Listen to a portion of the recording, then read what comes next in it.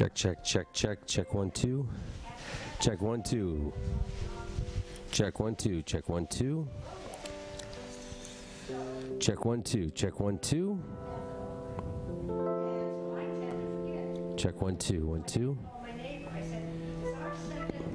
Check 1 2 1 2. Check 1 2 1 2. Check 1 2 1 2.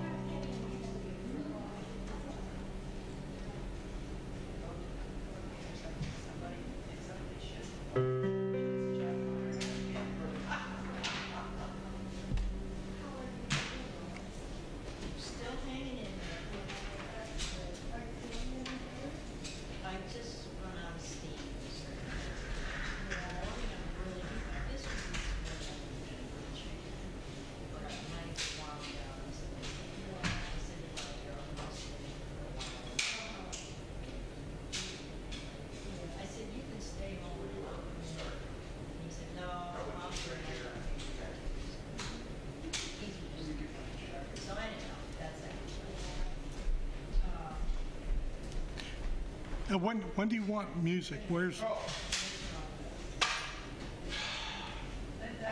you want it all the time, or? I have no kids. Linda Grigg is my kid.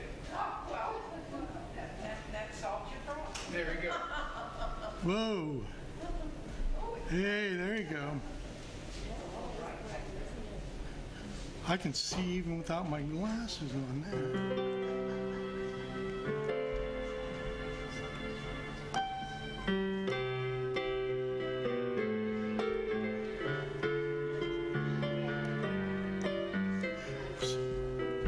So when do you want music? I know, but is there things going to be gone?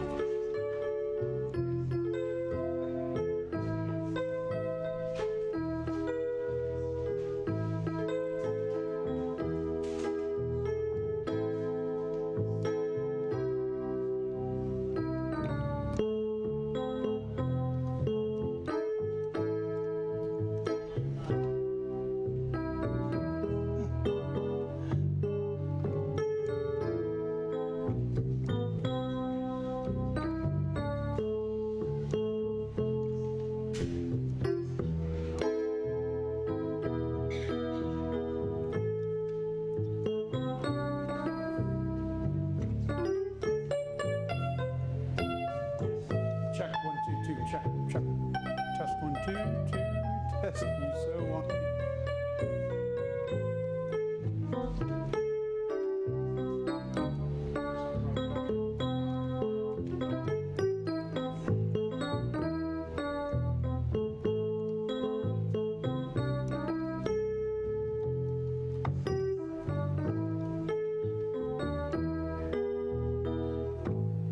And welcome to our Heritage Center, live from the Heritage Center. Let's hear it. Tonight, you'll find out more information about the Titusville Historical Society and everything we have going on here at the Heritage Center. And as always, we're looking for more support, more members, more archives to add to our collection. We first have to thank Luke Rio and the Stream Television crew for coming out and helping us out in this event. And give it up for him. And then our live entertainment tonight, the Titusville music icon, Carl Olson. So he's always happy to play with us and join with us tonight. So we got a lot going on. There's several different things. We have folks that are going to talk to you, like Dr. Rhonda Clark, that's going to speak on our Woodlawn project, which has been years in the making, and we're going to be there's going to be upcoming information that she's going to share with you. We have Kathy Newson, who is a charter member of the Historical Society, and she's our genealogical guru, and she's going to talk a little bit about Genealogy 101 and what we do to help you and help not only members but non-members out and tracing their roots. So we got quite a few things. Plus we have special guest Ida Tarbell, and she brought some friends. So give it up for Ida. Hey! Now be cautious, because this is Ida's first time live on the internet. So she's, like almost 100 years later, she's a little timid, but I think she'll come out of her shell tonight. So sound good? All right, let's turn it over first to, let's bring up, and plus we also have other members and board members of the Historical Society here. And as president, I'm Chris Feely, and I just want to thank you for joining us and thank them for all their support. We started the Heritage Center back a few years ago. We kicked around the idea of what we were going to do to showcase some of our collection, and last August is when we actually opened up here at 126 West Spring Street.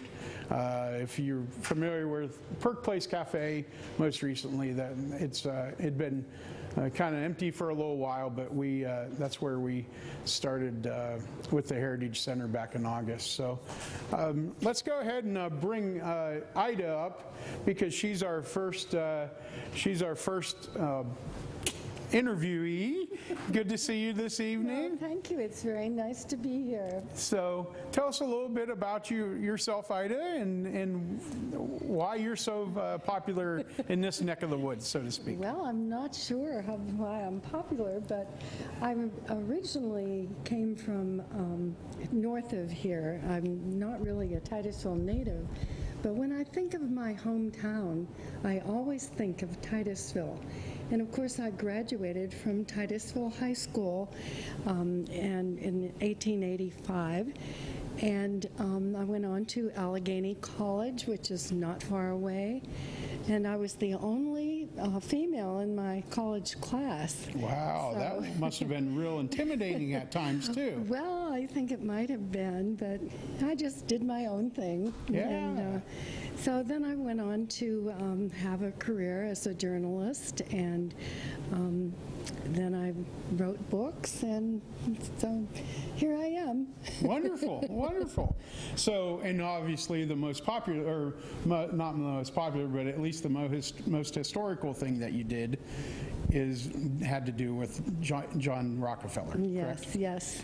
So- The history of the Standard Oil Company, which was made into a book, but actually was written in segments. Oh, wow. Yes. Well, that would have taken many years to do then. So. Well, it took a while, I guess. Yeah. He wasn't a big fan? You didn't send him an autographed copy? Well, I don't think he would have appreciated No, it. probably not. Probably not. But ironically, he had an office here in town, and of course, he's more well known in the Transit Building down in Oil City. So his roots were kind of in this neck of the woods also. Yeah. So. There's Great. a marker right nearby. Yeah, right down the street from our locations. Good. Yeah. Good. So what else? Tell us a little bit more. You traveled over to France. Yes, I did go to France. I went in my early 30s, and people thought I was very foolish to do something like that. But I found two friends who wanted to go, and so that was fine, and we could share the rent. And we were very, very poor. Yeah. But we managed to get by, and it was such a good experience. And I was such a fan of the French women of the French Revolution, because they really stood up for what they believed in. And I think it's important that people do that, and any time, but especially now, I think it's really important. Wonderful. Good, good. So, also, you spoke of Allegheny College, your alma mater. You brought a guest from Allegheny College with Yes, you today? yes. Would you like to bring him over by chance? Professor Giddens. Professor Giddens, everybody. Please give a hand for Professor Giddens. How do you do, young man? Wonderful to see you this evening. Thank you very much for joining us over here in Titusville. I appreciate the invitation. I've had other invitations from Titusville. Ms. Tarbell has had me accompany her at several different occasions, and I must say they have all been very, very good. Wonderful, wonderful. You, how long were you president at Allegheny College? I still have that to achieve. Oh, In the classroom, but if I keep at it, I may reach that level. As tenure. Ms. Tarbell is an author, I too dabble in that. And when I first arrived as a Midwest farm boy, and finally winding up in Allegheny, many stories of her being a very limited number of graduates of the female persuasion. And I was interested in that because she did, as a journalism, as I said, I do a little writing myself. I've done pamphlets and magazine articles, and I do have a particular, rather reasonably edition of the oil region here that I have researched in Titusville. That's one reason I've been in the area for several years, really. And that is more of an informational, because of the oil region discoveries. right. Absolutely. Well, that's great. Well, we're glad to have you this evening. Thank you very much. And Ida, you had, please give a hand for him. And I think, Ida, you had another friend. Would you like to bring her up at this time? Yes. And introduce her? This is my friend Nettie. Longtime friends. We have been friends for a long, long time. Wonderful. Nettie Grumbine. I married Mr. Grumbine, but I was a friend of Ida's in high school, and when she went to Paris, it just devastated us girls because we thought we lost her. We thought she'd never return to Titus. Wonderful. And we were the best of friends in school, and we're just delighted that we have our friendship going on. Wonderful, wonderful. So the McKinneys, the Carters, some of those folks Yes. were in attendance that evening, apparently. Yes, it was very well attended by all the hierarchy of Titusville, and we call them hierarchy because they had the money, and they could come, and They were very good donors to Titusville in many different ways, and they wanted to support Ida and her venture, and it just worked out well. The whole evening was so enjoyed by all. Wonderful. I think it's relived now every year, annually. Yes. In January, at the last of January, at the same gymnasium. Yes. Same menu. Same menu. Now it's at the Titusville High School Auxiliary Gym, is how it's referred to. And what is on the menu?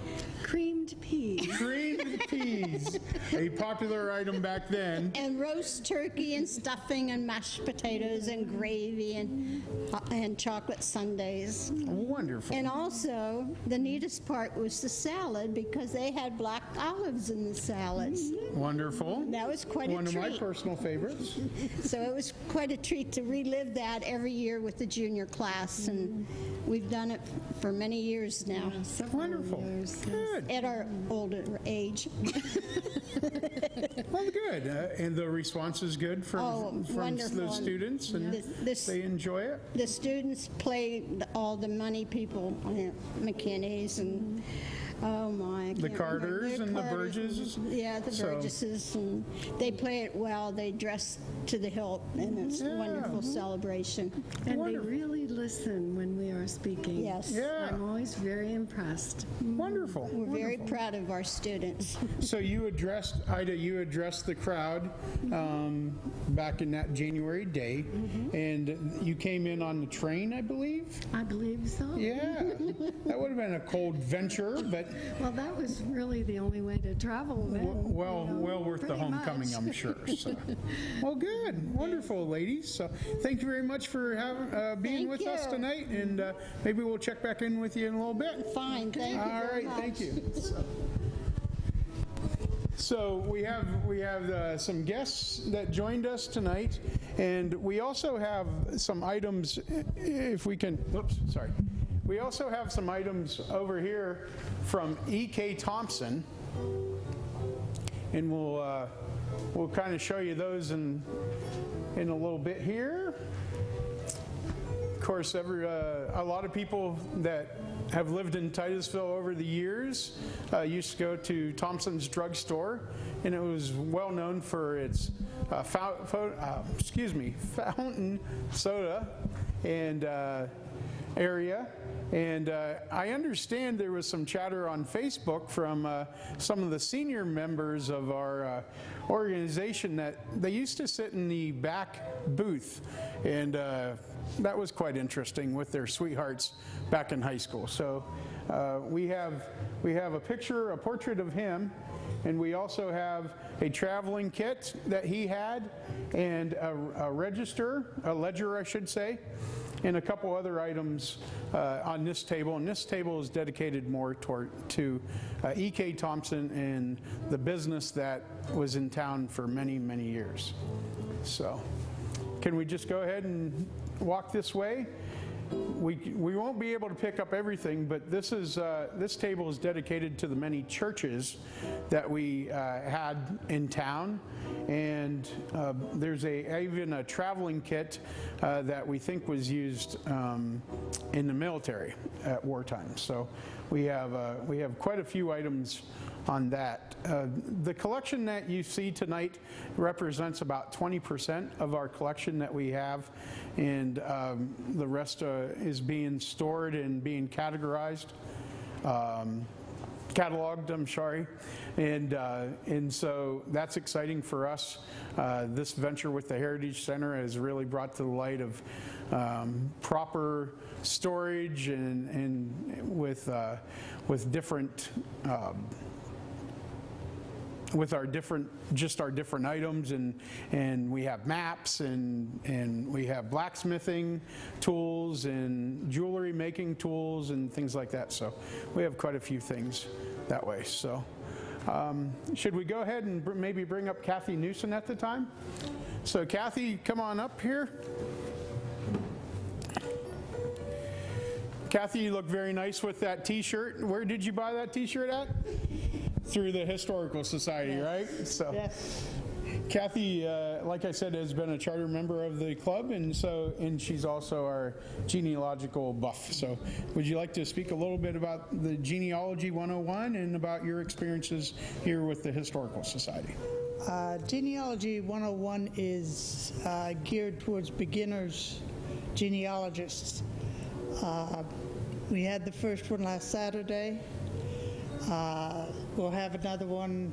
It will be a different class, but it's still Genealogy 101, but the information will be different. This one will be more on some of the records, beginning record searching, where to find them, what it tells you, a few things like that. We're hitting them awful hard with information. That's what I understand. We give them an hour worth, and it's... and everything for a donation. We're not asking for any... the records, each one of the records could take an hour by themselves, and I'll have like probably 4 or 5 at least. Wonderful, wonderful. Which is awful much. Yeah, yeah. We also have the next 2 dates have already been set for the continuation of Genealogy 101. Yes. That'd be March 10th and March 24th, correct? Correct. So, good, good. And then we also have the other genealogy class, which is in October, but is not geared for beginners. It's a little bit more in depth. It's the Genealogical Conference, which will be the 7th year or 8th year? I think the 8th. I think it's the 8th year also. So. And it'll be October 20th down at the Drake Well, but it's not for beginners. It's you don't have to be advanced, but it's not for beginners as a rule. Yeah. And usually we have at least one featured speaker from out of town that comes in, and then we have some local talent that is able to educate folks that day, plus kind of trade business cards and stories and make friends. And you need genealogy friends so that when you are stumped with something and you say, I've done this, this, this, and this, and somebody who knows what they're talking about can come in and say, well, maybe you ought to do this, or maybe you ought to repeat this. And this is what you sometimes need. Wonderful. Is another person talking about the same thing. Yeah. Kathy's been the coordinator of that program since its start, right? Right. And then you also attend the Western Pennsylvania Genealogy Conference? Or? Last year I attended the National Genealogical. Last year, national, okay. Which was in Raleigh. This year it's going to be in Michigan, someplace. But I also attended the National Federation of Genealogical Societies, which was in Pittsburgh. Oh, okay. That's okay. And it's going to be in Fort Wayne this year, and of course Fort Wayne has the biggest genealogical library east of the Mississippi. Wow. Have you been there? No. No? You tried? I would like to, but I have not made that yet. All right. So, well, good. So what do you think about your experiences with the society through the years? You've been president, you've served in different capacities. So, your father was a member? My father was president for a few years, too. So yes, he was a charter member. So you've seen some folks come and folks go since 1979 is when we organized. So, good. So, it's nice to look back and actually the table in front of us is kind of a resource library for us. We're sitting around the table talking about something, and all of a sudden somebody says, well, what about this? And so we just turn right around, and we have a great table here of books that we've been collecting throughout the years. Right. And we also, getting back to genealogy, we also have... we have a few books for sale. A pamphlet. Which are genealogical books. And let me just grab... Okay. So like this is a census records book. Yes. And so how would one just... This tells them how to look up the records through the census.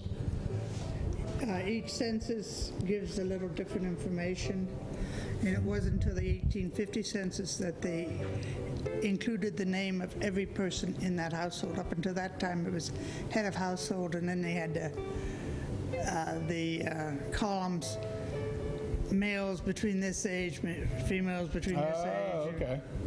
So they started adding the names back in 1850. So. 1850 census. Yeah, 50 census. So. But then also, I have brought in a few of my books for my private collection. Okay. For my genealogical classes. Those that were in the class last time, I told them they could come in and view them anytime while they're here. Wonderful, wonderful. Well, you're a great asset to the society, and we want to thank you for all that you do for us. Very good. Thank you, Kathy. And how about, Luke, we feature Carl for a song here? And then we'll come back and we'll talk about a couple other people, or talk with a couple other people, I should say, in a moment. Carl, you're on for a song.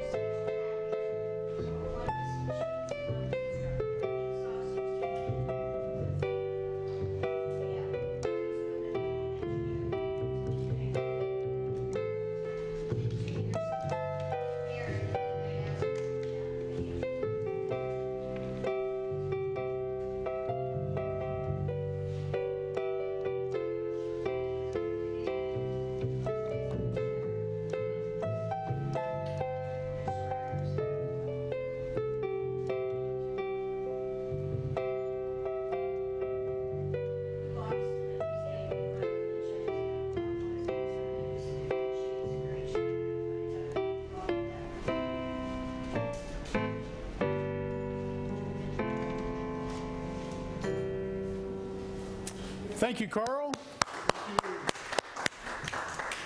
So here at the Historical Society, we have,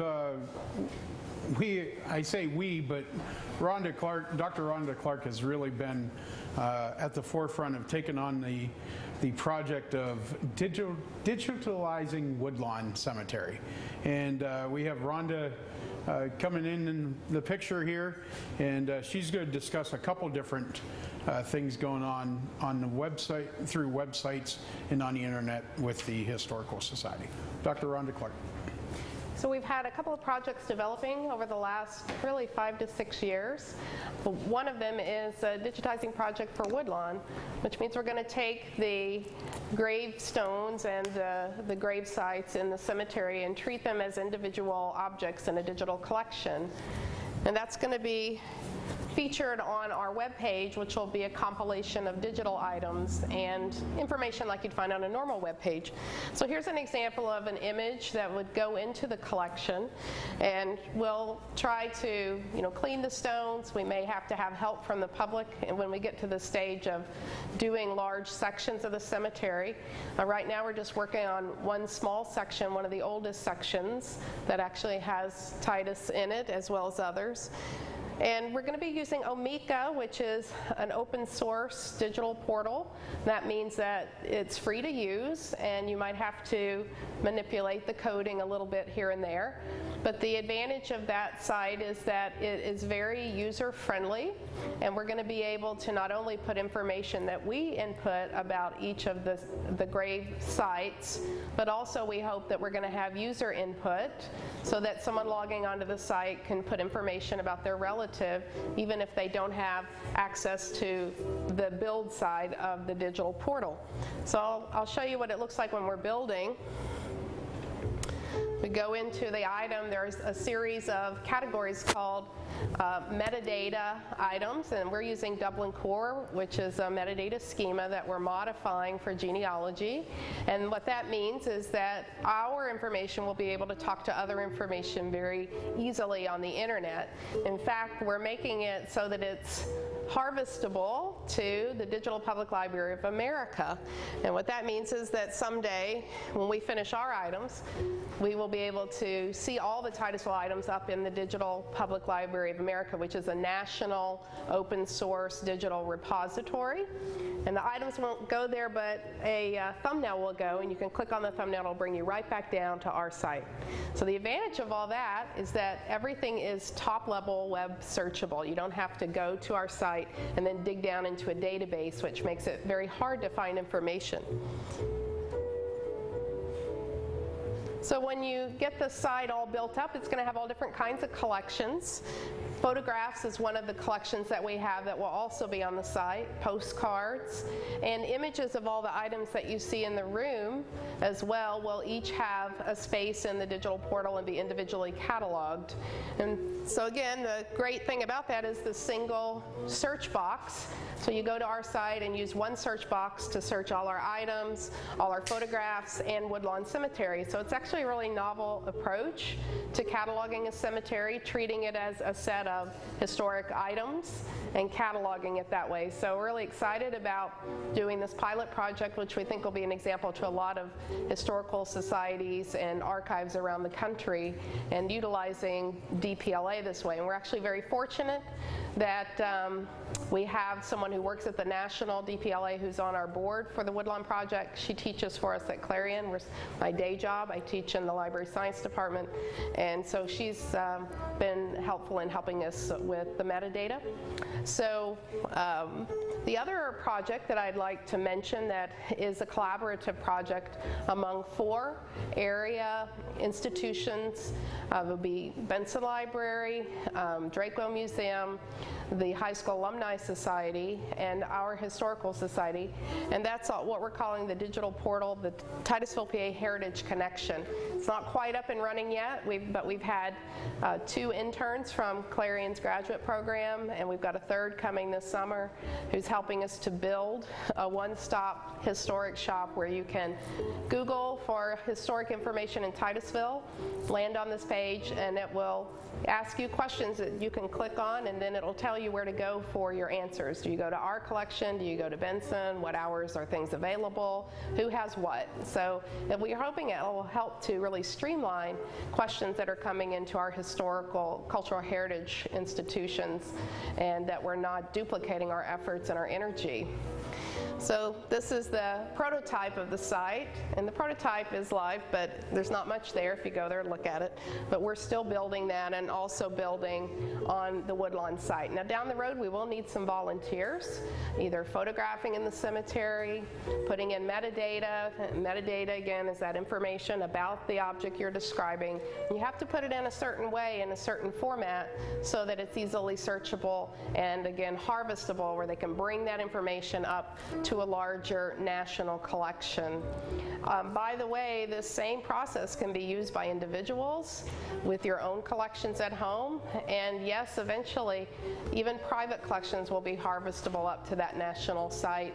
And there are some other national digital sites where you could put your own personal digital items now if you would like to have a digital copy online for safekeeping and not pay for the storage.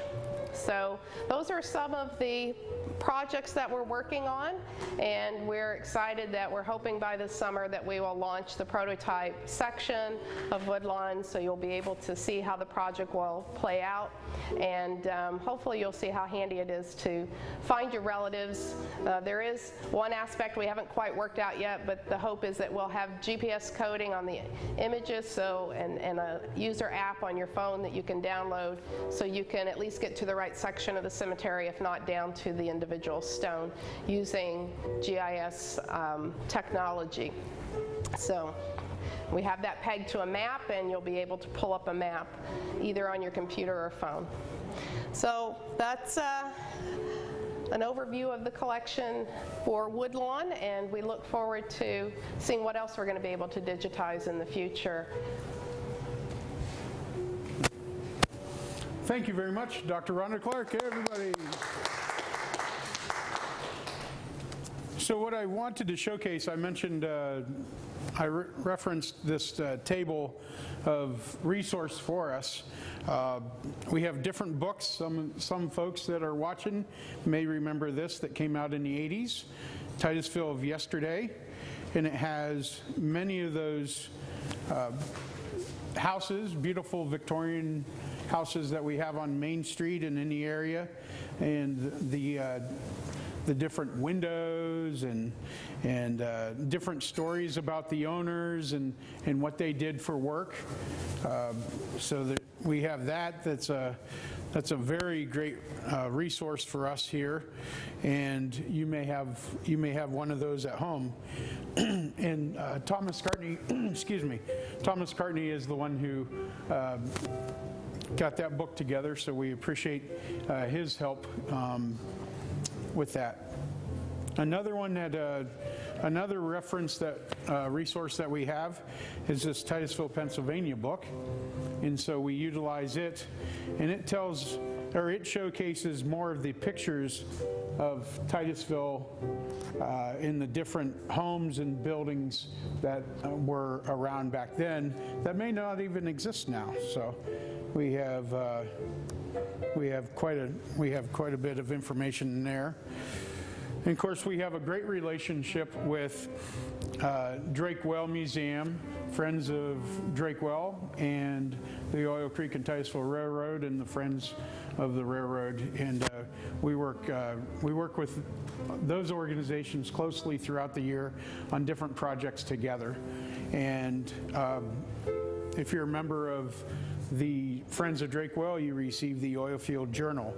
And so there's all kinds of information, and this is an annual edition that they publish for us. So, excuse me.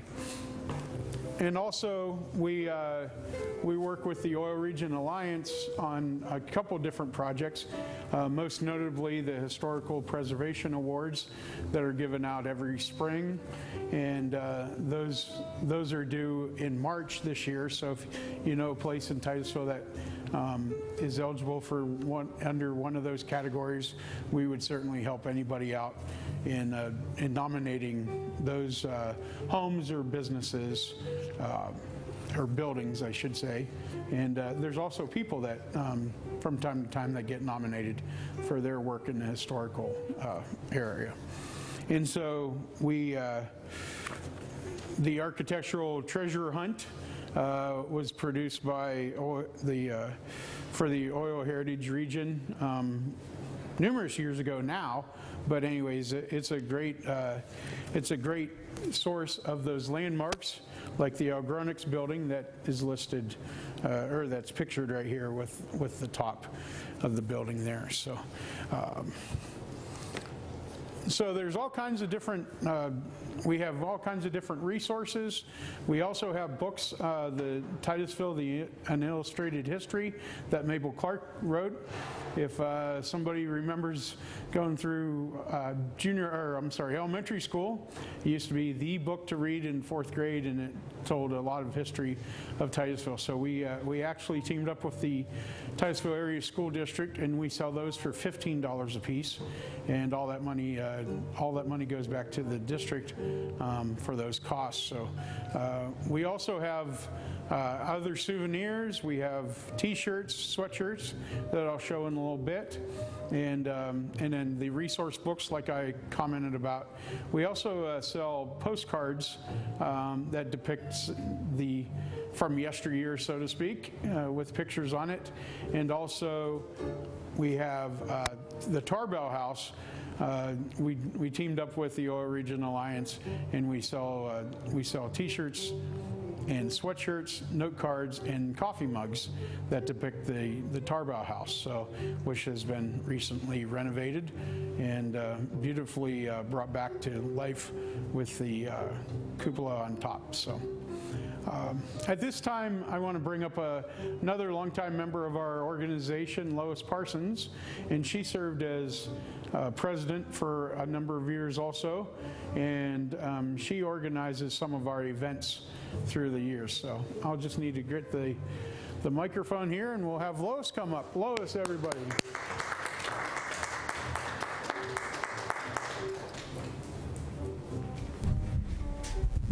Thank you very much. So how are you tonight? I'm just fine, and how are you? Wonderful, I think. So, you've been a member of the society for numerous years. I really don't remember when I became a member, but I know that Myrna and Twyla Westcott bought me a Christmas gift of a membership. Wow. And that's where it all started. That's where it started. So my friendship with those have gone along Wonderful. Quite a while. And the first meetings that I went to were down at Drake Well, and we all sat around the table. And then we moved on to we moved to so many different places, and our goods moved along, and it always seemed like to move them was on the hottest day in July, and everybody was trying to get things moved, but that's the way it goes. What I want to stress is we accept donations of the area, and we want it known that we don't sell them. It becomes part of our collection, and it's cataloged, and we have a lot of things from different places. And the one thing I'd like to mention is the Townville Episcopal Church. We have memorabilia from that church, and when I was a teenager, Reverend Broadhurst, the father to all of the Eaton Park people, retired out there, and he always had a Sunday night service. So our MYF would gather up us, and of course our parents had to go with us, so we'd fill the church. And so in the summertime, there was no heat in the church in the wintertime, but he would hold services in his retirement. But that didn't last too long, because then he became a little older and didn't feel up to it. So anyhow, there are things here that come from there, so that's close to my house. Wonderful. But those are things that we need to stress, that we don't sell the things. They're cataloged, and they're all very important to each one of us. So, and I can see how much we have gained in the last, year and a half.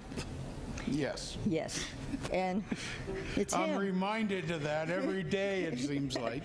Well, anyways, and everybody thanks you for all you do. Thank you. So, we're well on our way. It's a great place, and thank you.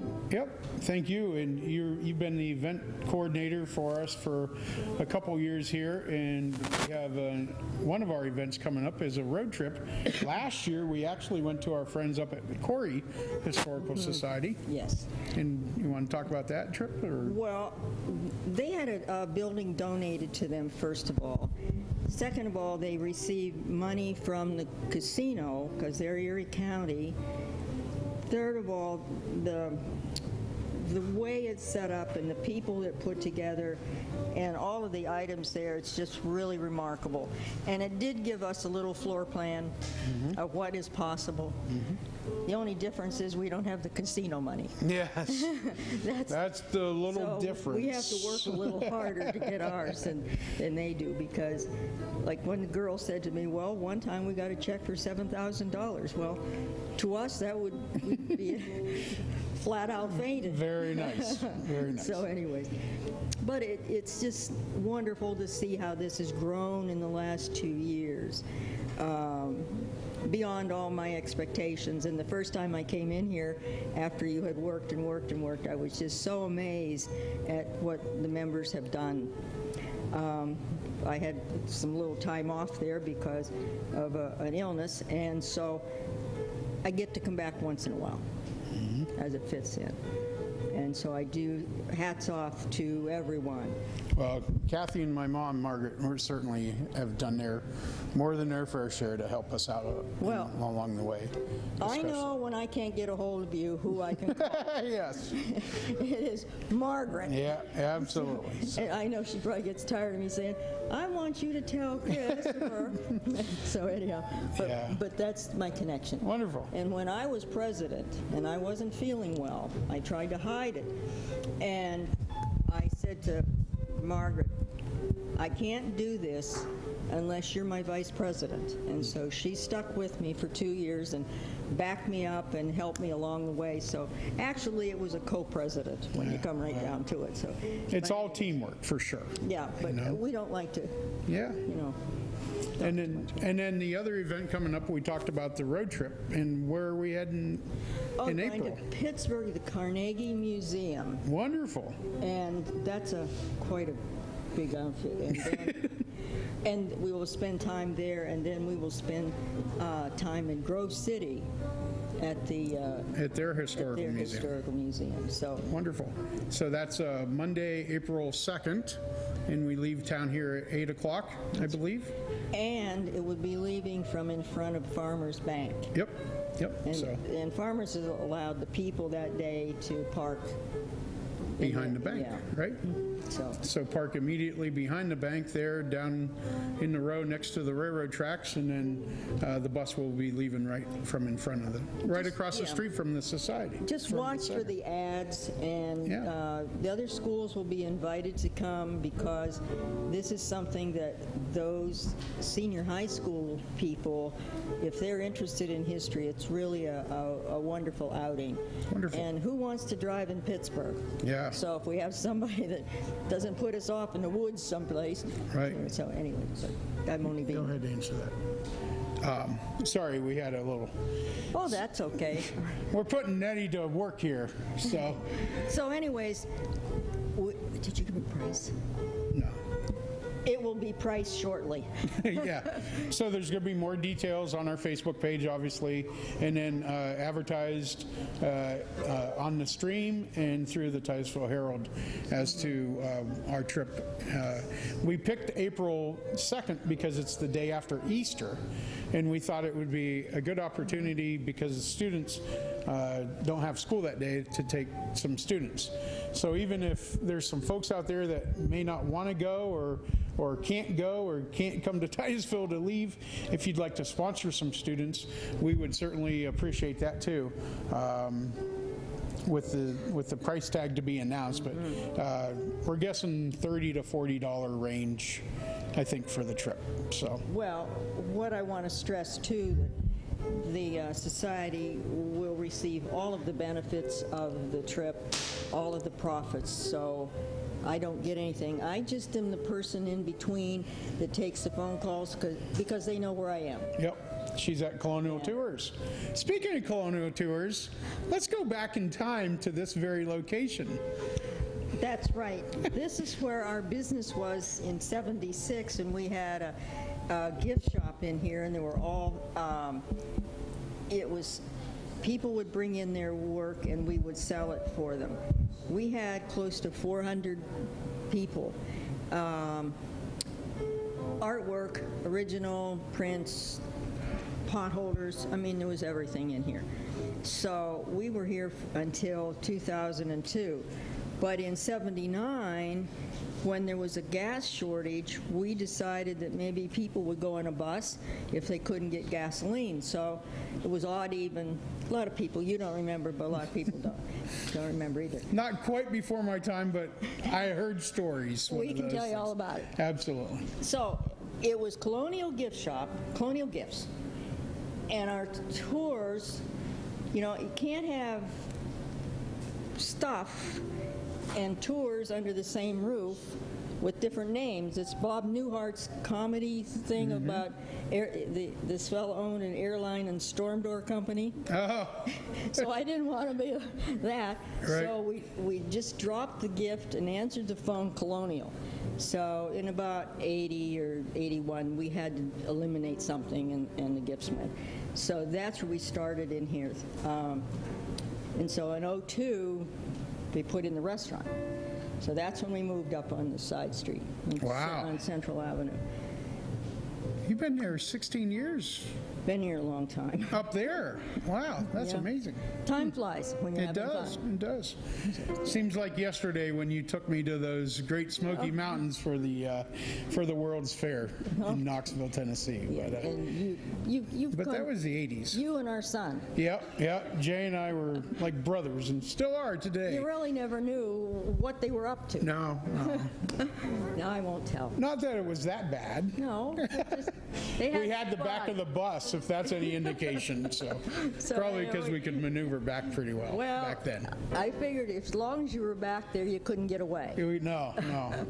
Unless we flushed each other down the toilet or something. There was no back door. No, that's for sure. So anyways, but anyhow, that's wonderful. Well, thank you very much for coming and sharing the evening with us and some of your insights. I will be leaving shortly to go home. There you go. Perfect. So, all right. You know, I'm one of those older senior citizens has a bedtime. Bedtime duties. It's dark. Yes, it is. It is. So. Hey, thank you. All right. Hey, thank you, Lois. Lois Parsons. So we commented about the Facebook page, and just today we went over 500 Facebook likes, which is a great accomplishment. So let's give 500 is a good. We've really grown in the past.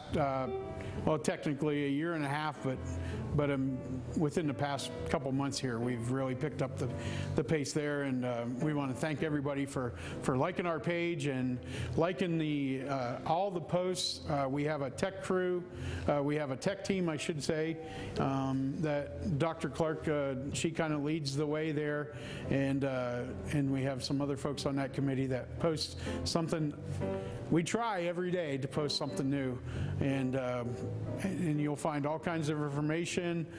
We talked about Thompson's a little while ago, and one of our most liked posts was a picture of her daughter sitting at the soda fountain bar counter there, and that received like 5,000 likes. So we really appreciate all that support, and we try to give you information and just tell you about yesteryear of Titusville. We have a mix of a lot of different things on our Facebook page. So, and obviously this video tonight is one more addition. How we're mixing the technology today with what we've had from yesteryear. In fact, speaking of yesteryear, how many people can say they had a scrub board at the time? But they used this, and this is part of a donation that was made by Twyla and Myrna Westcoat, and Myrna is still a member of our society. She's to blame, I say all the time, because she's the one that came up with the idea that I would become president and nominated me on the nominating committee. So as you can see, the wash stand is set up there, and we have the washboard with the wringer and the tubs. So we have behind it, we have some irons from yesteryear also. And also on the table that I didn't show you was this picture, and I'm not so sure that this might be a one-of-a-kind at this point, but it's literally, the wording at the bottom is the Drake Day Association meeting, Titusville, Pennsylvania, August 27th, 1923. And I think Luke's zooming in for us, and you can tell that everybody's very distinguished. We do not have a list of all the attendees that I know of, but we're something that we can work on for the future. But there is men and women at this location, and this building is actually behind where the YMCA is on the corner of Washington and Spring Street. So this is on Washington Street if you had your back towards like the post office. So I don't know, is that okay with the glare, Luke, to kind of that way? So, and there's a portrait of Colonel Drake right there. I'm sure that's actually at Drake Well now. So they probably had a luncheon and a program at that time for an annual event. So we can maybe learn a little bit more down the road on that. So that I cherish that picture. I think of all the commerce that happened in Titusville over the years, and all the buildings and all the owners and all those things that have happened in Titusville because of the wealth and because of the charity that the folks that have given throughout the years. One of the sad notes that some people have seen is the tearing up of the pool, the Dick Crawford Pool at Burgess Park. My grandmother used to swim in the pond that where the pool is or was, there was a pond there, and that's where she learned how to swim, and she ice skated as a girl in that neighborhood. And I think back to those times that those Burgess folks, they had wealth, but they wanted to share that with the community.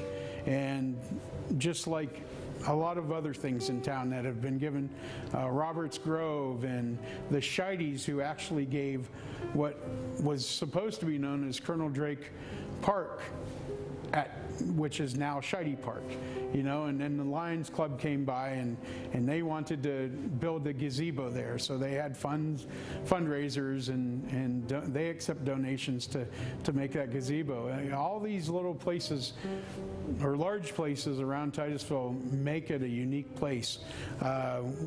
Some of you know that we did a video with our local public broadcasting network that, and we talked about different things of Titusville. I was featured as the guy who spoke of John Heisman and how his dad came from Cleveland with his young family and moved to Titusville because this is where commerce was. And the barrel cooper, you know, he was a barrel cooper, so he made barrels, and John grew up here and learned how to play the game on the field, and then he played for the Rockets, and then he went on to a great coaching career, and one that certainly has to be is ranked one of the best coaches in the nation, and typically in the world. So. Yes. Who are you today? Today? Yes.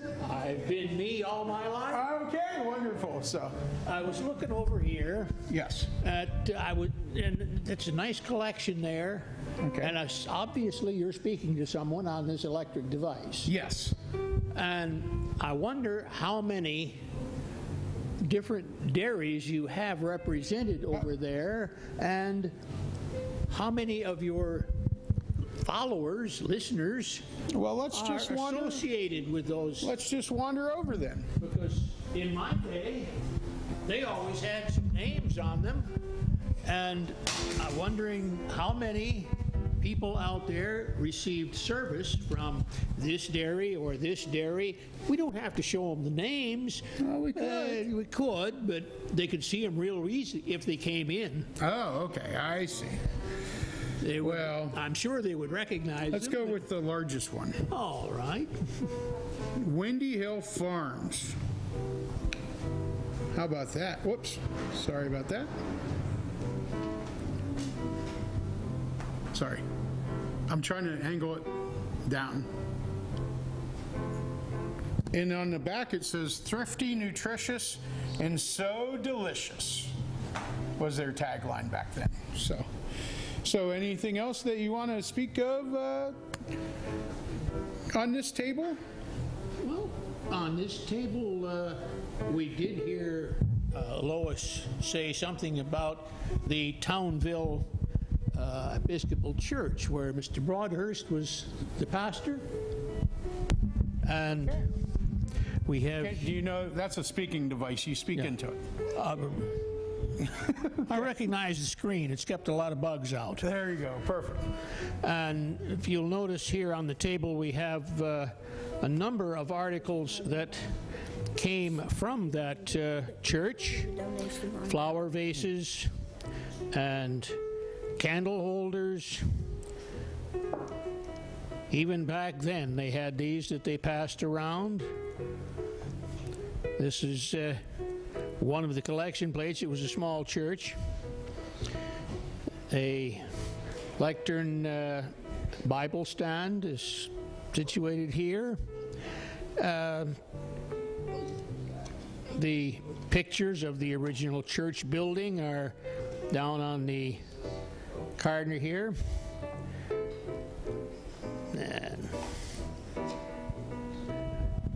And this is also a nice service here that you didn't have to worry about spilling it on the floor when you poured, because it would stay right there and you could just tilt without making a mess. Hold the cup under it and go from there. But we could also get our neighbors out in Hightown. Now, I've known in the paper, I've seen a few articles. The paper's what I read, not these electric devices. But out in the village borough of Hightown, this was not their local tennis racket, but it did have a use as the train came through there on a regular basis, and they would hang a mailbag on a portion such as this, and off it would go without stopping the train.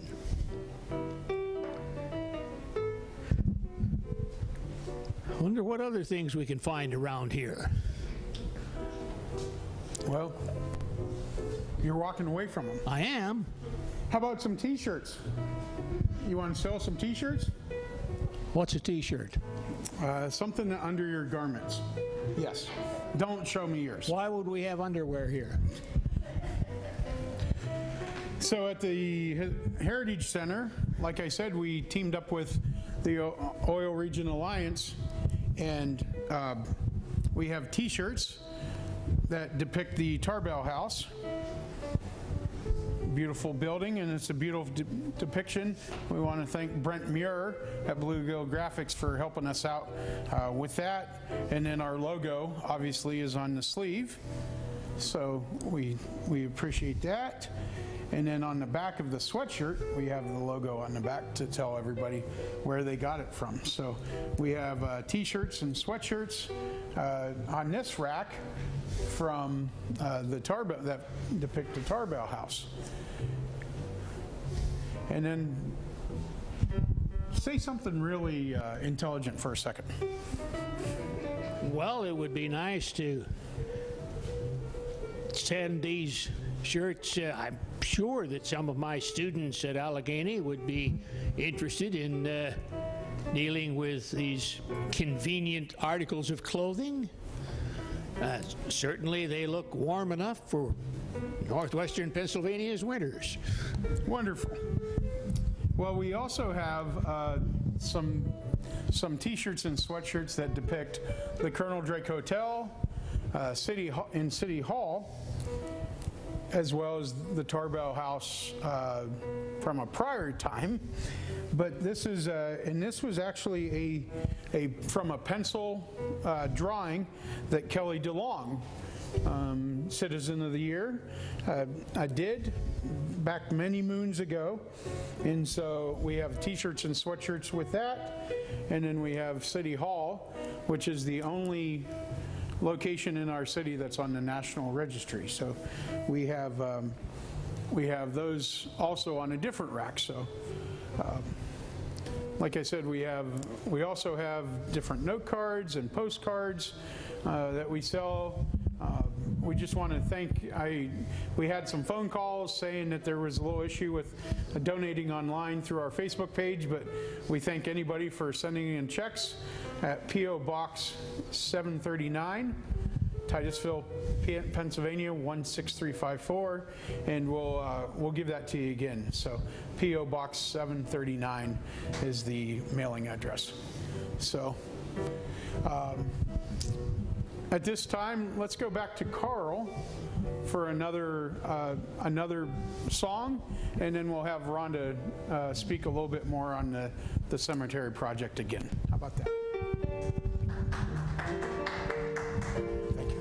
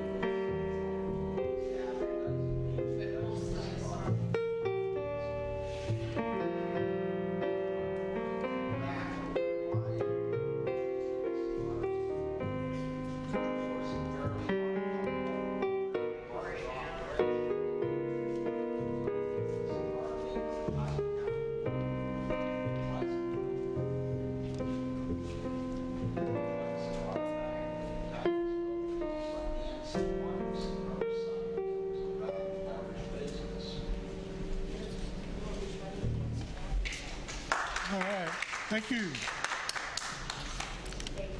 We'll do one more by Carl. How about that?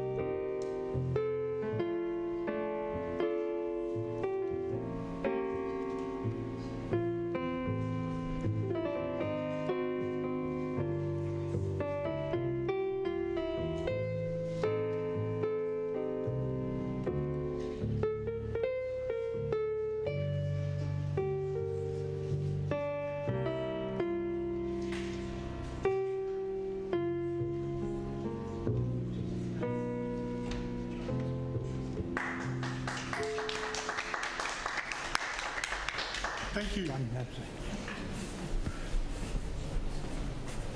Little technical difficulty here. I had to finish. Carl, thank you so much. Titusville music icon. All right. Carl Olson. So. How you can do it. Yeah. So, well, right now we're going to go back to Dr. Rhonda Clark, and she's going to talk a little bit more about our Woodlawn Cemetery project, which is something that's been in the years making, and it will take years, seems like years to complete at this point. So, Dr. Rhonda Clark. Well, the good news is we have a wonderful cemetery that's full of amazing historic figures. I was walking in the cemetery not long ago, and I saw the guy who made our radiators in our house. Well, it actually wasn't the guy, it was his tombstone. But we have radiators in our home that date back to the 1880s, and they were crafted in Titusville. They say Titusville right on them. And it's really neat to follow the histories of the families who were manufacturers in the city of Titusville. So one of the great things about the cemetery in terms of historical value is that you can really track some of the folks who were living here, and then from a genealogical perspective, it's a gold mine for families as well, and learning more about their own ancestors. Unfortunately, we don't have a really good detailed index to our cemetery that's available to the public, so the Historical Society asked the permission of the Woodlawn Board some years ago, and we were very fortunate to get some grant money from the John Nesbitt Sarah Henny Reese Foundation. We got a big grant to start this cataloging project. So where we're at now is that we have a prototype section that is identified for the first cataloging, and we hope to launch that section in a digital format by this summer. We've been working on creating what's called in the cataloging world a metadata schema, or a set of identifiers that you input about your digital material that will help it to communicate and be searchable and be web resident on the top level, so you don't have to dig down into a database somewhere that's sometimes very hard to navigate. In other words, you can find our stuff if it's done right with a Google search. So we're starting with photography. We're using high-level photography to create archival formats, and we'll save those archival formats, but then when we publish, we'll use just a regular JPEG or some other format that is not archival. That means that every time you save it or edit it, it kind of pixelates a little bit. So you always want to have a stored copy in an archival format that won't lose its pixelation. So let me take a look here and show you what it looks like when you input into our site. We'll have a place to input information in various categories, and we're working on expanding this particular metadata schema, or this group of pieces of information, from a regular sort of national standard to expand it to include genealogical information more efficiently. So I'm working on that with some of my students at Clarion. And the site itself will eventually someday be actually harvested up to a national digital site. This one, if you haven't checked it out, it's a great site to look for images from across the United States in history. There are all kinds of digital collections, and this is called Digital Public Library of America. The web address is simply dp.la. Now, if you go to our main site, you'll see that we are actually going to have a lot of different collections. So the Woodlawn Cemetery will reside on our what looks like a web page, but it's actually a digital repository, and so that means that it's able to hold images and retain images, and it's searchable. It retains a lot more information about the images than you would have to put into your coding on a web page, whereas this creates an input style to allow you to put in that information. So what's some of the information we can put in about each of our burial places? Well, if there's a tombstone, we'd like to have a picture of it, and of course the inscription on the stone will have that input into the database so that it's searchable. A lot of it is legible, some of it's not very legible. We have to go out and use various techniques to try and read everything on the stones. So some of you might be interested in helping with that part of our project when we get there, going actually out to the cemetery proprietary to Reed Stones. And actually it could be a snowbird project too, so you're sitting in your home in Florida and we can upload and give you access to a number of these stones, and you can log in and type in the transcriptions from the image. Although my photographer the other day informed me that his camera picked up the inscription from the stone and put it into the camera metadata. So the technology is getting pretty amazing. The other kinds of collections we're going to have besides the Woodlawn collection, all of the objects that you've been looking at tonight eventually will each have an individual home as a digital item that'll be accessible 24/7 from across the globe. Some of it will be downloadable, so you can keep a copy of our photograph. Some of it, if we don't have copyright access, will be watermarked, so people can't take a copyrighted image. They can just use it to enjoy on the site. So also we have the potential for adding items to our collection without an image, just information about an item.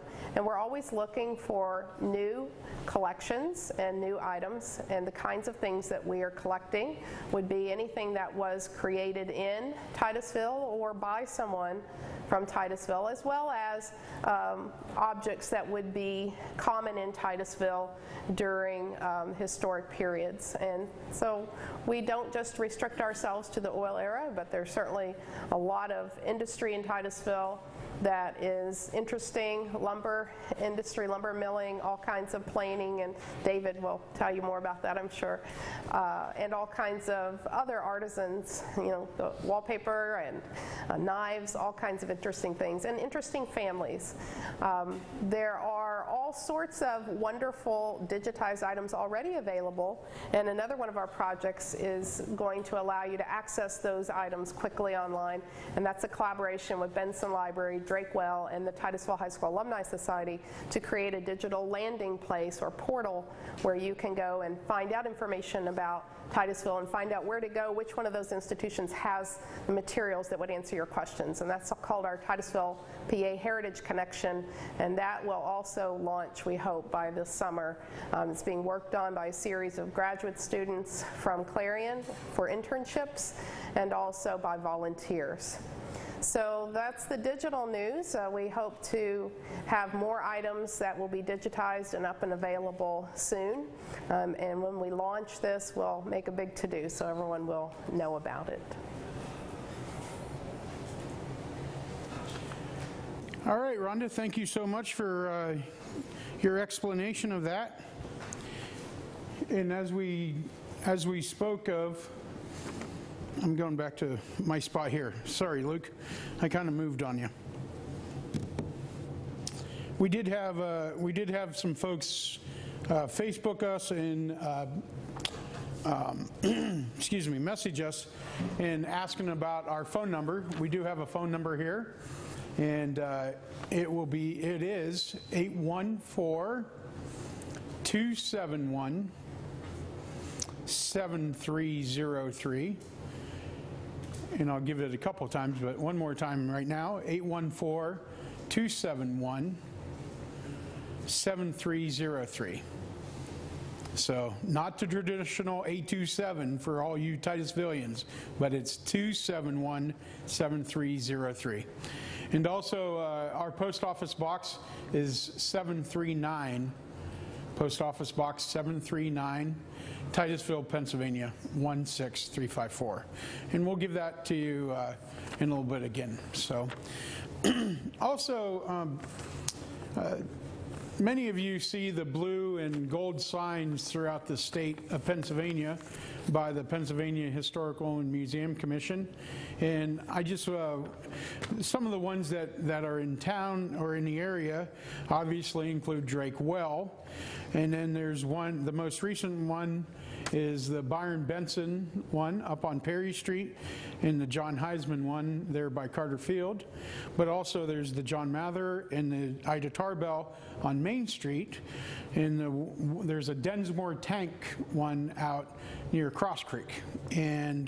But the one that is more close to us, or I should say closer to us, and is kind of near and dear to our heart, is because we helped sponsor the plaque being installed, was the Oil Exchange Exchange building, which is literally right across Exchange Alley from our location here at 126 West Spring Street. And so the building that we're in was part of that oil exchange commerce area. And this building was set up as a pharmacy, drugstore, and then there were offices upstairs, including the McKinneys had one of their oil companies upstairs, and so there's offices up there, and then next door was probably more known through the 50s and 60s as Isley's, so kind of a hangout back then. So what would the Titusville Historical Society be without Titusville historian David Weber? So I'm going to bring him up for, he could speak, thank you very much. He could speak for hours, we know, he has, but we're going to give him a couple minutes, and we're just going to ask him to give us a little bit of information on some of those facts that from years gone by, and some of the things. He's a wealth of information, and we certainly appreciate all his dedication for here. He also dedicates time at the Oil Creek and Titusville Railroad, and he spends time at the Herald, Titusville Herald, and at Drake Well Museum. So David, I can hold it for you, but just tell us a couple stories from yesteryear, or some of your favorite topics, or things that you want people to know out in the world about Titusville. You were earlier discussing the milk bottle collection. I have a few more pieces of information related to the dairies that were here in Titusville. Fenton Dairy, back in the 1950s, supplied soft-serve ice cream mix to various ice cream stands in the area. And they always had a lot of problems when stands ran out on Sundays and they had to make special deliveries of the mix. And their dairy plant also had a refrigeration system, and the hot water from that refrigeration system, after it was used for cooling, was used in the swimming pool next door that was owned by a in-law of the Fentons. Ah, okay. And this is up on Gresham Hill? This was up on Gresham Hill, correct. Mm-hmm. Yingling Dairy, which was down on South Perry Street, where the Titusville Dairy's truck staging area is now. That dairy also purchased surplus milk and bottled it that came from the Titusville Dairy. And Yingling's did not have a homogenization plant, so they sent their milk out to Vosburgh's to be homogenized, and that was the only dairy in Titusville at one time that had homogenization facilities. And that was out on Route 89 at Shalmandine, yes, right? At Shalmandine Springs, yes. Mm-hmm. And all three, you could say most of the dairy plants in the area worked, you could say back then, worked together. And people always tried to say farming was never important in Titusville. That's not true. There's always been a lot of agricultural activity here, and we still have it. If you've never been around the Titusville Dairy, there's ice cream mix and cottage cheese and other products from there that go all over the world, all over the United States. Yep, and he also, Ralph Kerr, the current general manager, said that they also do kosher products. That's correct. Because they have a market for that. So New York City, yes. Yeah, especially. And one of his, they send ice cream down to South America, I know. So they send products over to Korea too. And over to Korea, so maybe the Olympians had some ice cream mix. Very likely, yes. Yeah, wonderful. And that brings me back to another story. Mm-hmm. The 1988 United States Olympic bobsled team had used alloy steel runners that were made here at Cyclops in Titusville in the cold mill, which is still operated by Universal Stainless and Alloy Products. Still today down there. Yes. So there was a group of folks, I saw a photograph that will be publishing soon that had those individuals that helped out with that. Yes. Bobsled Yes. runners. Is that what you call them? Yes, those are the runners. Yeah, Yes. runners. So that's interesting. Hey, what else do you, we were lumber industry? Lumber industry's been very important here, and steel industry, World War II defense contracting especially, and was related to the steel industry. Also World War I defense contracting, the manufacture of various items for the space program. And of course boilers and engines were very prominent here, textiles. And getting back to Heisman, the Philadelphia Eagles just won the Super Bowl, of course. Many people are not aware of this, but the Eagles' co-founder and first coach was Bert Bell, who was later National Football League commissioner and was succeeded by Pete Rozelle, but that's another story. But Bell was originally an assistant coach under John Heisman. Interesting. Wow. So you could say the Eagles organization traces its origins back to Heisman. Yeah. What about that good team that's in the state of Pennsylvania? Isn't there a Titusville connection to that? Steelers, yes. Yeah. Ray Tesser, one of the original 1933 Steelers, played his high school football here in Titusville. And his dad, Charlie Tesser, worked for the Titusville Iron Works for many years. And if you know my book Around Titusville, you know on the cover there's a picture of Titusville Iron Works employees with naval steering gears and windlasses that were being assembled at that plant. And Charlie Tesser is in that group of employees whose picture's on the cover. Wow, wow. Ray actually graduated with my grandfather from Titusville, but it was Main Street the last year. I understand, yes. Yeah. And Art Rooney kept a picture of that original 1933 team in his wallet until the day he died. Wow, wow. And around here, people always said you either played football or you worked in the steel mills. Ray Tesser did both. Because after his brief career with the Steelers as a punter ended, he worked in the boring room at National Forge up at Irvin. And that's where the periscope tubes for the nuclear submarine Nautilus were machined. Wow, wow. So, in fact, I was at Heinz Field back the day after Thanksgiving to a game, and we were up in a location that had pictures along the wall. And that picture of that very first team is on the wall there. So I took a pic. I asked the person that was there, I said, can I take a picture of that? And then I explained why. And they were very impressed that we actually had a native son on that team. So, correct, yes. Yeah, so we had agriculture, we have sports, we have lumber. What's your when you're writing, or do you just go to different locations and just kind of think about what things happened I have here? all different subjects I specialize in.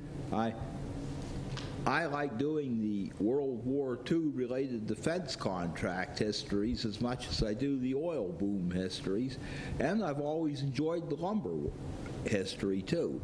In fact, a number of years ago when I wrote a article for the Erie Times News about lumber in this area, for about 2 years afterwards, the Erie Times News ran a whole series of about 50 articles related to lumber in Pennsylvania. Yeah, wonderful.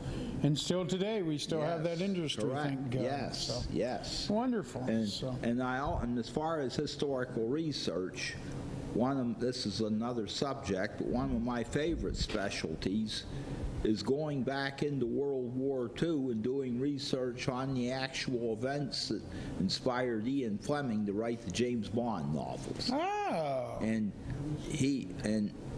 on a related note, many of the items made by the Titusville Iron Works and forge plants during World War II were used by the British Navy. Interesting. Wow.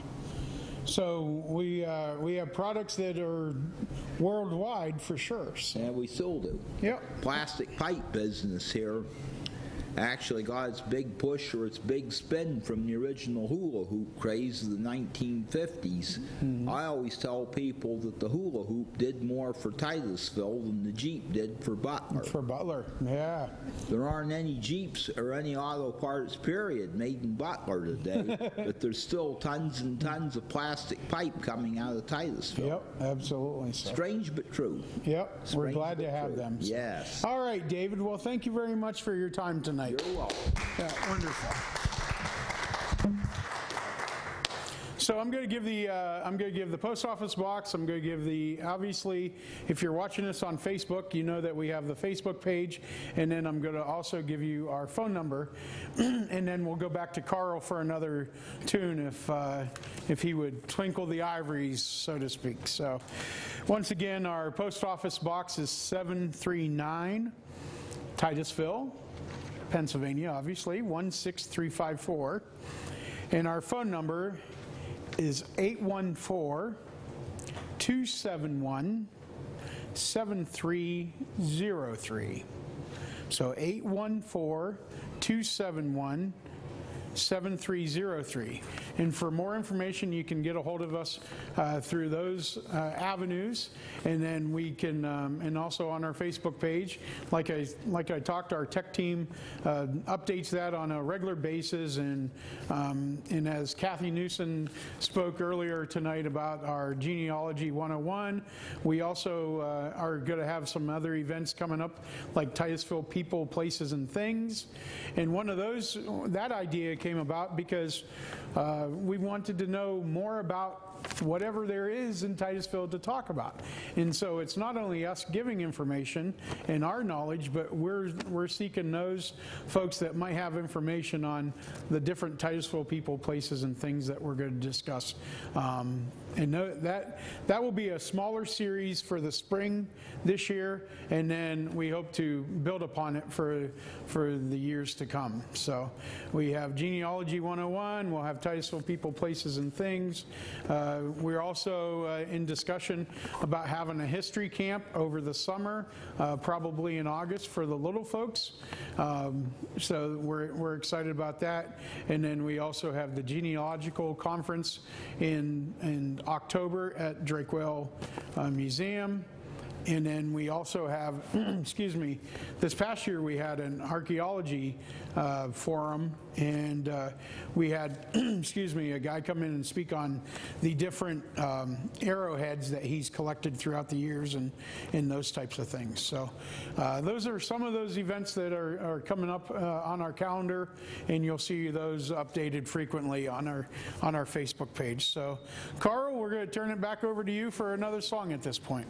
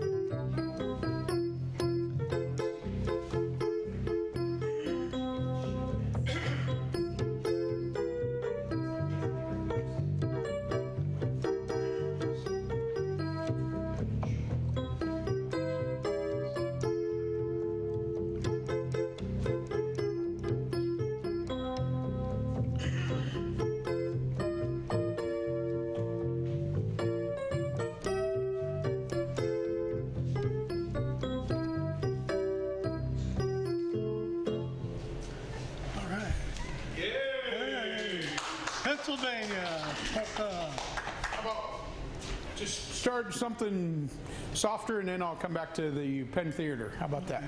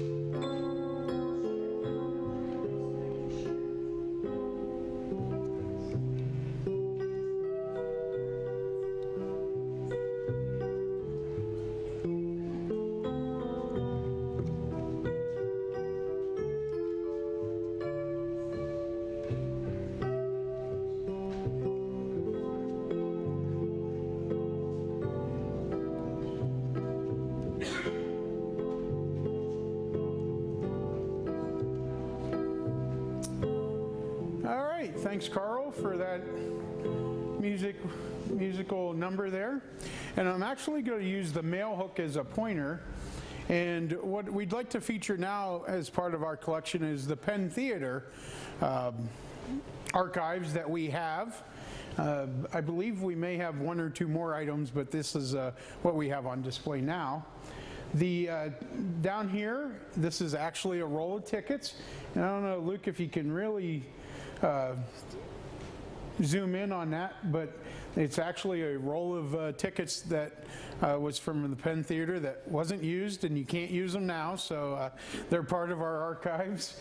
And so we're very honored to have that. Something that you do not see anymore is the blueprint of the Penn Theater seating.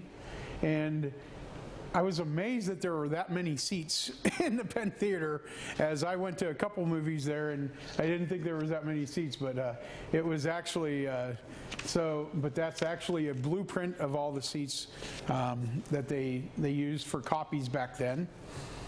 And then also, the final thing that we have on our display, at least on this table for the Penn Theater, is the actual reels. All three came from the Penn Theater, and there's actually, as you can see, there's a movie film on a couple of those reels. So throughout the years, we've received collections of different things, and this is one of the ones that we really wanted to showcase. Also on, whoops. Excuse me. Whoops, we have a guest here. I didn't realize. I just want to add, the curtain is from the actual Penn Theater stage, and it's framed, and it survived all the moves from day one whenever it became into our life. And we're so happy to have that moonshine, I call it a moonshine type thing, of the Penn Theater, the actual Penn Theater stage. Penn Theater was across the street from the Heritage Center on Spring Street. And if a lot of you remember, the ticket booth was actual outside the lobby. So she was in that little cage all by her lonesome before any of the high-tech or telephone even. And then you go inside, and the usher would take your ticket and make sure that you had one, and then you'd get your popcorn and all your treats and go and get your seat and see a great movie. But we're very proud of the pieces that we were able to save all these years from the Penn Theater. And we thank everyone that's had a part in our preservation of materials for our artifacts. Thank you. Thank you. So some of our other artifacts that we have is there was several different cigar making factories in town. And this is actually a mold that they used to roll up the cigars and lay in here. and then they would press them down using this. So we're very fortunate to have that. We also have, as Clark pointed out, we have a telegraph machine and a mail hook that were donated by Richard Ridgway from Hidetown. And then also, because of the railroad industry, we have some different manuals and regulations and maps from the different railroads that from the area. And this is kind of near and dear to my heart because the name Harvey, John Harvey, was a very notable person in town, and he was the president of the Chamber of Commerce back in 1951, and he wrote the letter to my great uncle Bob, who was a proprietor of the Lemensky Hat Shop in the Flatiron Building, which we'll discuss at the close of our program this evening.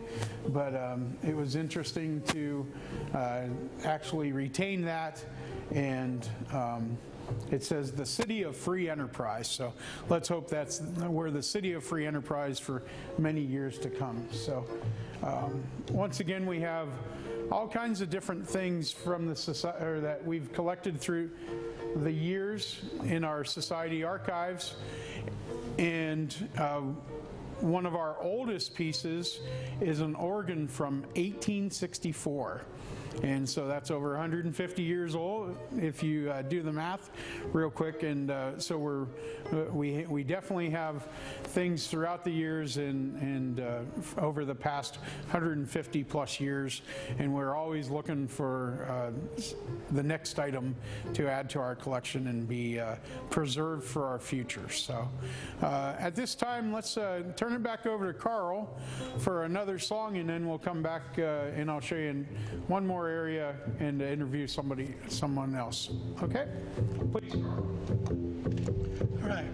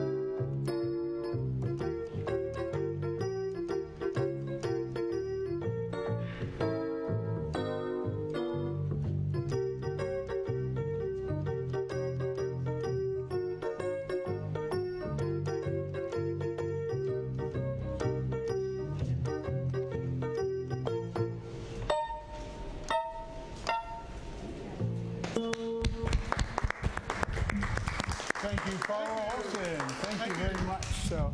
So now I have somebody that we really like in our society, not because of her age. No, wait, because she's the treasurer.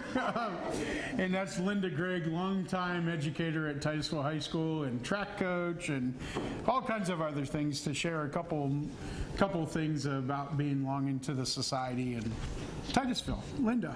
Okay. Well, I'd like to tell you about when I first came here in 1965. I graduated in January from Indiana State College and didn't have a job, and somebody got married over Christmas here at Titusville, and they had an opening. So I came. And the first day I met a young fellow named Terry Stover in the high school, and he said, well, you need a place to stay, you better go to the YWCA. So I went to the YWCA, and their rooms were all filled. They didn't have it. But the woman who was just going out as I was going in, they said, there's a place in her building. So I trailed her, and she went around the corner to a place right across from Scheide House. And so that's where my first half year was spent, in that apartment up at the top of that house. And anyway, then, of course, I met people, another teacher. We roomed together for 2 years. And then Betty Meyer, the French teacher, decided she needed some more education. And she lived in the apartment in the Ida Tarbell house. Now, the house was owned by the Greens. Lee Green, he had passed away, I don't know when, but his wife, Mrs. Lee Green, lived there. And so I rented that apartment from her. And I was there for 3 years, and there were some very interesting things that happened. As I said, it's now 65 going into 66, 67. She had another roomer. I had a little apartment, but there was an English teacher in junior high, Miss Louise Lynch, who just had a room. And she lived there during the school year, and then during the summer she went off to her home or wherever it was, I'm not sure. But anyway, there were the two of us there. And there was a door from my bedroom that would go into the hallway to the rest of the house. So I always had my alarm set for about 6 in the morning. Not that I got up then, but I'd listen to the news. And there were some terrible things that happened in those years. And one of them was, well, they were both assassinations, the assassination of Robert Kennedy and of Martin Luther King. And so consequently, I would hear it, and then there would be a little knock at my door. And it would be, Miss Lynch, did you hear the news? And I said, yes. And it was just, unbelievable that those things would happen kind of so close together. But that's really what happened while I was there. And I enjoyed it. It was a nice little apartment. And then, of course, when I moved, I just went down to the corner to the big red brick house and was on the top floor there for a couple of years. And close to I always stayed kind of close to the school. I didn't have very far to go while I lived in town. So anyway, I enjoyed that. And being in the Tarbell house was really kind of neat. Wonderful. That's great for you to share that story. Anything else? You're a longtime member of the YWCA. Would you like to speak a little bit about that? Well, I love the YWCA. When I was in high school in Northeast PA, we had Y-Teens, but we didn't have a YWCA. I think we were associated maybe with the Erie Y, but I'm not really sure. So when I came to Titusville, and the first day I was here, I went there. I should also say, Terry Stover told me something else. I said I enjoyed playing basketball, and he said, well, his wife played at the YWCA. So eventually I started going there and went to the YWCA, played basketball with women who were about my age, out of school. I was maybe a little bit older than some of them. And we finally started traveling. We would go and play high schools. We'd play like St. Benedict's Academy. Now, the Catholic schools had, their kids were girls were playing basketball when they were probably 3 years old, and the people in the public schools never even saw a basketball unless they happened to find one in gym class. So anyway, we would play parochial schools, and of course they would beat the heck out of us. They were just amazing kids.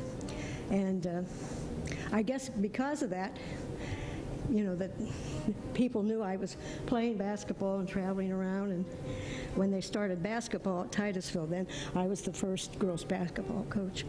And living legend, Linda Gregg. That's right. I'm a living legend. Still living. He's still living. Yeah, yes, right. Good. That's a good thing. So Keep anyway, it going. Anyway, I enjoyed that, and then of course that led to other things. They started girls track. Bill Blood was the first coach. I was his assistant, and I coached track until I retired, like an assistant, and one time a head coach for a few years. But I enjoyed that very much. Yeah, good, wonderful. So, hey, thanks for sharing, Linda. Yeah. Did you have another? I might just say one more. She wants more applause. One more thing. No. One day, I read in the paper that the Historical Society was going to be out. There's a little church on Spring Creek Road where you turn in to go down St. Stephen's. Yes. It was the first Catholic church in the area. And I lived on Windfall Road and went past it every day. And so I heard that it was going to be open. So I made sure that I was there. And that was my downfall. Because they were going to go to the Catholic church. So I just tagged along with them. And Ruth Feldbauer was a member of the Catholic Church, and she had put together the most amazing books, the history of the church, scrapbooks and things. She just had, and that was just really an amazing thing. But anyway, I tagged along with these people, and I've been tagging along ever since. Perfect. So, you're a good tag to have. Yeah. So, all right, Linda, thank you so much. Yeah. So we're actually going to be ending our time with you this evening, but I wanted to end up with this one of my favorite pictures of Titusville, and it's of the Flatiron Building that sat off of Franklin Street, Diamond Street, East Spring Street. Yep, and then Martin is in the back, correct. So, this would be the Diamond Street area that you would still know today, and Missy's Arcade restaurant. That area is in this part of this behind the horses, so to speak. But the fire company that we had in town, they looked like they were ready to go fight fires.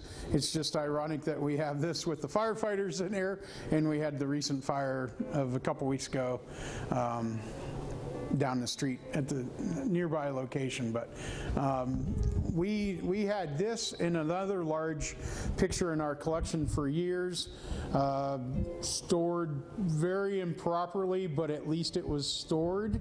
And we ended up bringing it here as we opened up the Heritage Center last summer, and we used the magic eraser, and it was very dirty. It was extra thick, and our volunteers really did a wonderful job in using that magic eraser. Unfortunately, we didn't take a picture of before, but after we got it cleaned up, we're like, oh, let's take at least a picture of the after. So, and then but we do, we really cherish pictures like this. It's a larger one. We haven't mounted it against the wall yet, but we have plans to do that, and along with the other large picture that we want to, some of those items that you saw tonight may be more seasonal or transient, so to speak, because like I said before, we have, this is only about 20% of our collection, and we worked extremely hard.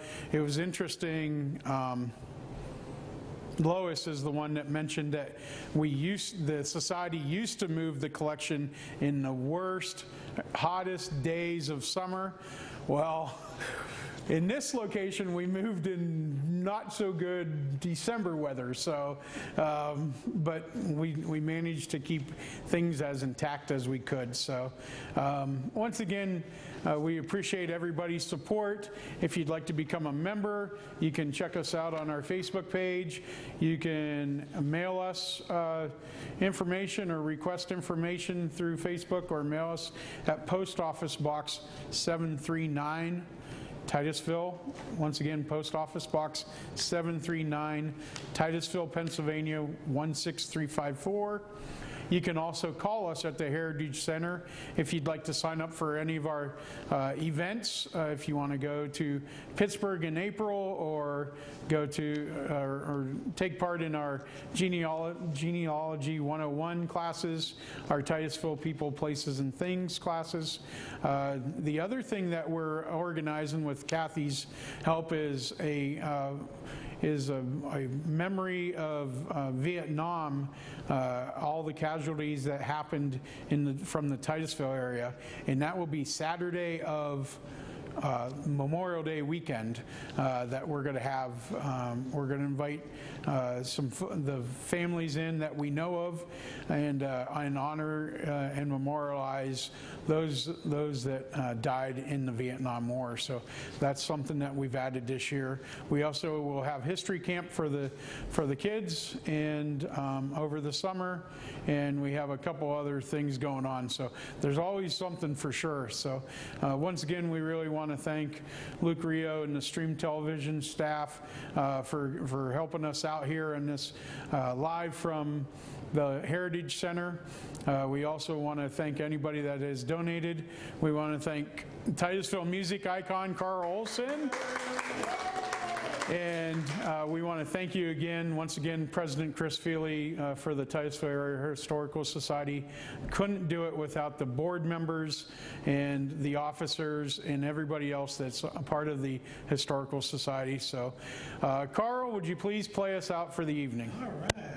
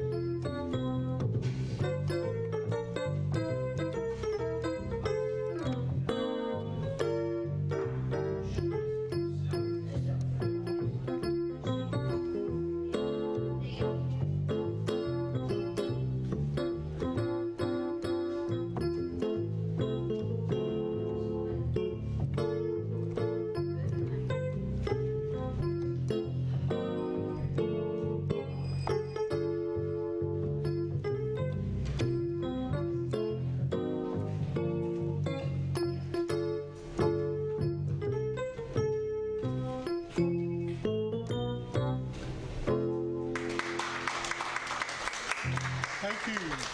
Thank you. All right. Hey, thank you very much, everyone. You did a wonderful job. What Luke was telling me before, and I didn't really want to go into detail, is there's a good chance that because of his contacts with Armstrong Cable,